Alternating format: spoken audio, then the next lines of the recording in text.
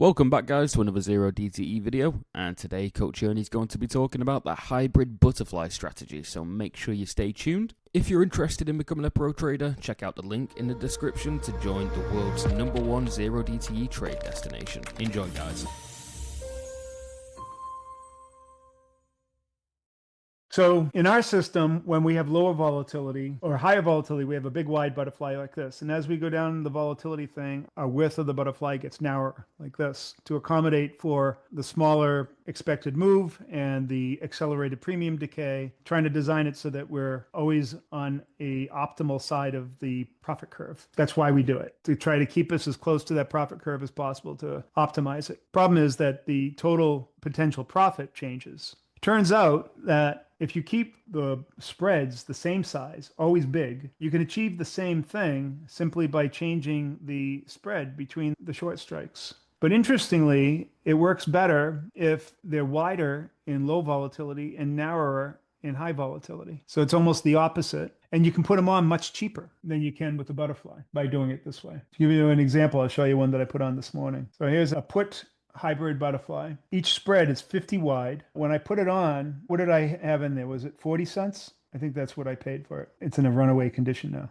Oh, there we go. I put it on for 40 cents. It's now worth $67. So it's already more than a 50% return, but it doesn't have to move very far before it's worth a lot. And if it gets inside here, which would be about a 1 1/4 standard deviation move, over here would be maybe a 1 1/2. It has the potential of making $5,000. So for a $40 bet, I could make a $5,000 return. And Ernie, how did you choose the width of the spread, or is that fixed in your scheme? The width of each spread is fixed, but the distance between them is going to be determined by the level of the VIX, which I haven't figured out yet, but I will. All I know is that it's can be narrower in higher volatility and wider in lower volatility. It won't change that much, but it will change so that we can adjust the fly appropriately and keep the cost of the trade down. So it's very similar to what we have now, but I just don't know exactly what it's going to be. So right now I have this at 100 wide. Maybe when we have much higher volatility, it goes down to 75 wide. Not the spreads, not the verticals, but the distance between the short strikes. Coach, does the risk stay the same? Like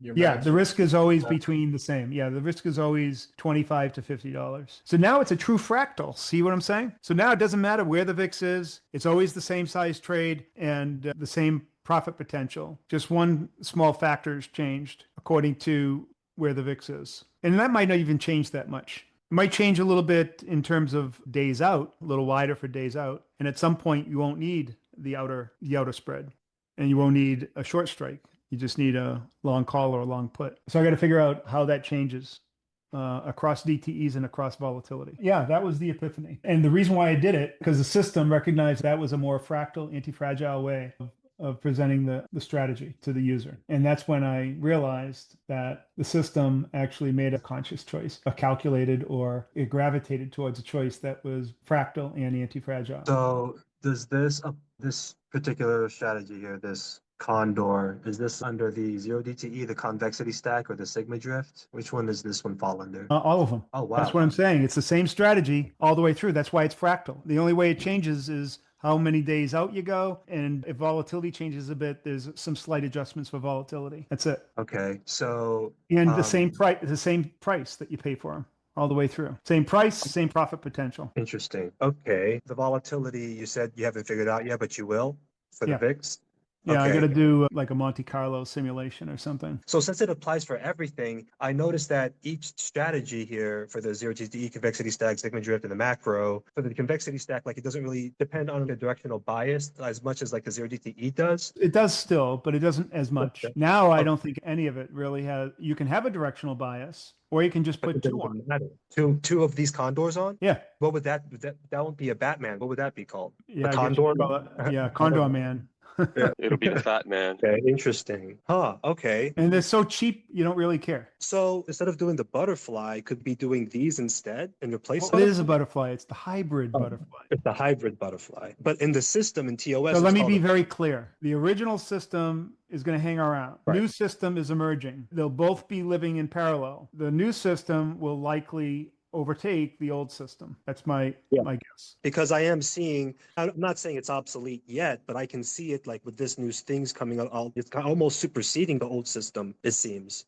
Yeah. Okay. So it's a hybrid butterfly, is what you call it, but in the TOS, it's not called a hybrid butterfly, it's called a condor? Correct. To set it up? Okay. Okay, interesting. All right, thank you. Thanks for watching, guys. I hope you enjoyed the video, and if you did, make sure you hit the subscribe button and the like button below. If you're interested in becoming a pro trader, remember to check out the link in the description for Ernie's Skool Community.